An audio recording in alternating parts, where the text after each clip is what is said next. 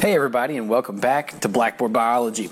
In our previous video, we looked at an introduction to RNA and kind of the different types of RNA, and we started off that video discussing something known as the central dogma of biology or molecular biology, and we'll look at that again in a moment. Today we're going to look a little more in depth now at that central dogma, specifically how does RNA play into this role of protein synthesis. And in this video, we're going to look specifically at transcription. So we started off, as I mentioned, the last video with this idea of the central dogma of biology.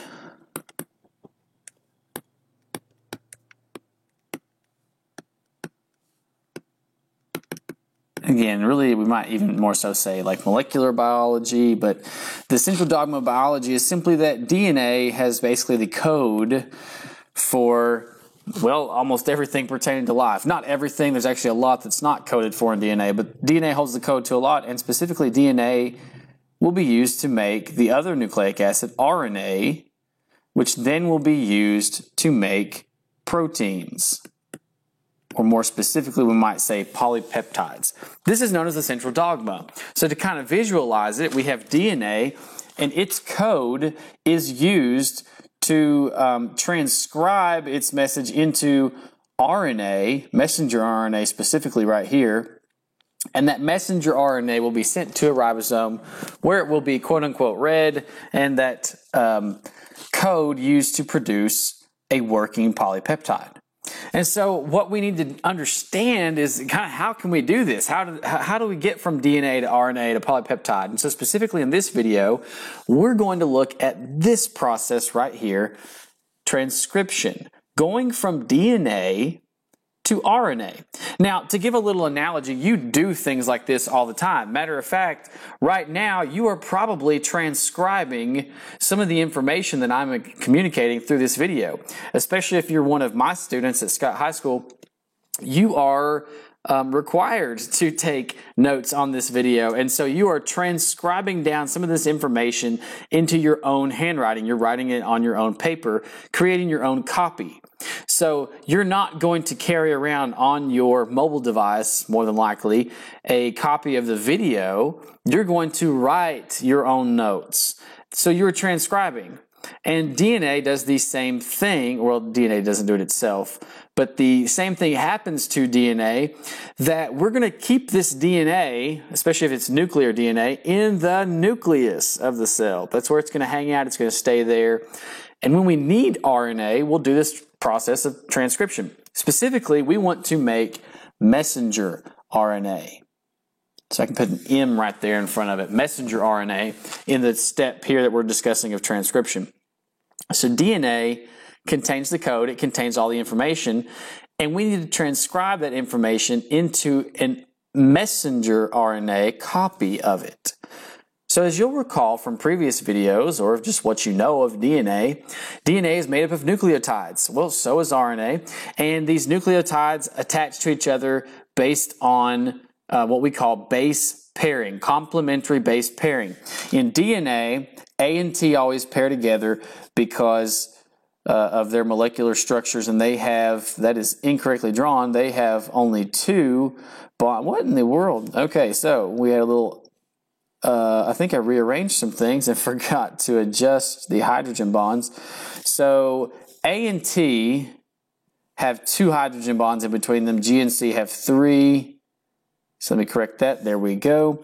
And so this is cytosine and guanine. Well, a very similar structure exists in RNA. And again, as you'll recall from a previous video, here was kind of our look at semi-conservative DNA replication, where we get this replication bubble going here. We split the two strands apart that are complementary in a DNA double helix. And we're going to produce, the blue here represents the new DNA that we're building by adding nucleotides.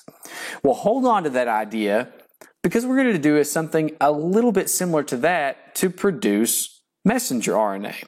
So the process of transcription, here I have the DNA shown in blue. Again, imagine this is a double helix that we've simplified down, and because of the action of some various enzymes, it's straightened out some. This big, huge pink bubble I have drawn here is something known as RNA polymerase. Now, if you'll recall from our DNA replication video, there was a DNA polymerase, and that DNA polymerase was used to add complementary nucleotides to the growing DNA strand being made from the template. Well, here we're going to do the same thing, but with RNA polymerase, so it's going to make messenger RNA. Now, the messenger RNA I'm going to show in purple. And so what it's going to do, the first thing that's going to happen in transcription is RNA polymerase. There are certain sections of DNA that RNA polymerase will bond to, and only certain sections. It can't just go anywhere. They're called promoters.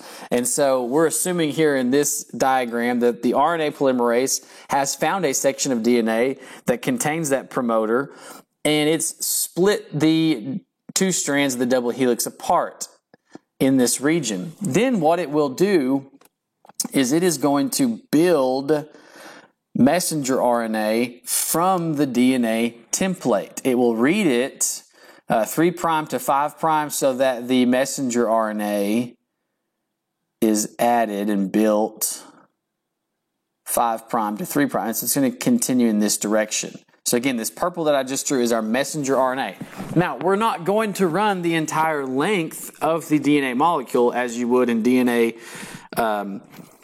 replication.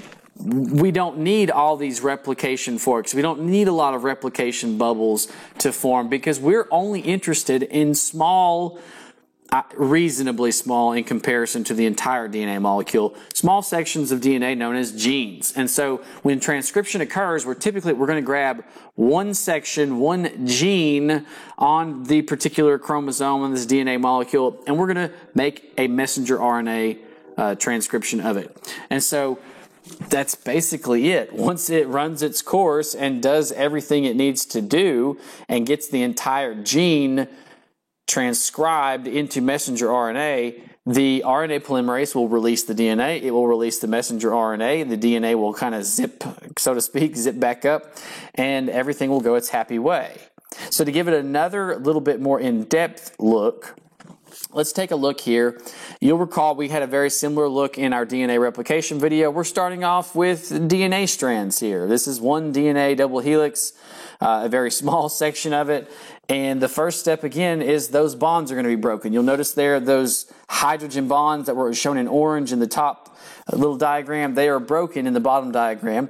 And so they've been split apart by RNA polymerase in this case.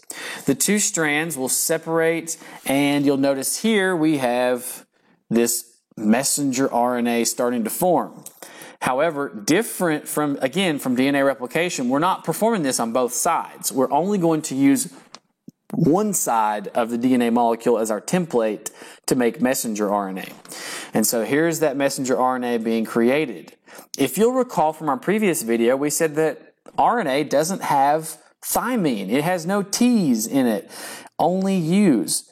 So everywhere that we see an A in the DNA, RNA polymerase would add a uracil in the messenger RNA that it is creating. All right. And then finally, what will occur, again, just to reiterate, when it has run its entire course, in this case, this very simplistic diagram, there's only 6 bases to go through.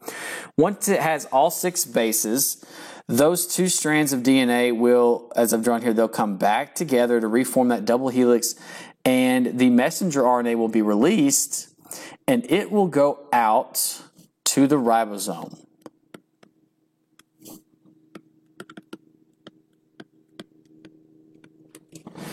Now, once it gets there to the ribosome, there's a separate process that's going to kick in and take over, and it is known as translation. So again, to kind of go back to our analogy, if you were copying notes down from this video, you're transcribing it. You're transcribing what I'm saying, you're copying your notes.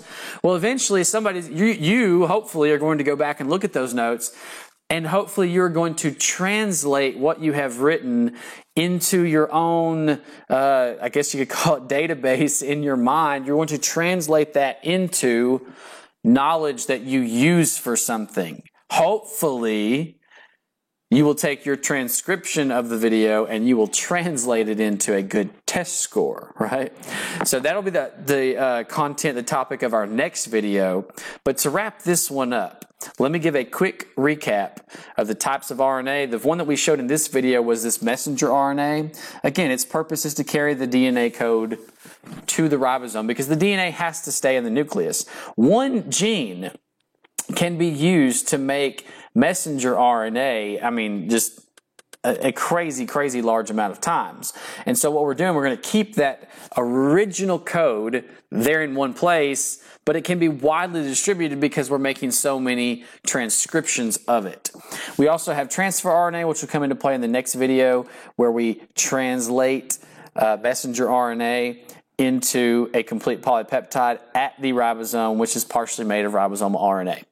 So I hope that this video has been very helpful to you. I tried to keep it short and sweet. Transcription is not a super complicated process at the high school biology level. So as always, thanks for watching, and like, comment, subscribe. Have a great day.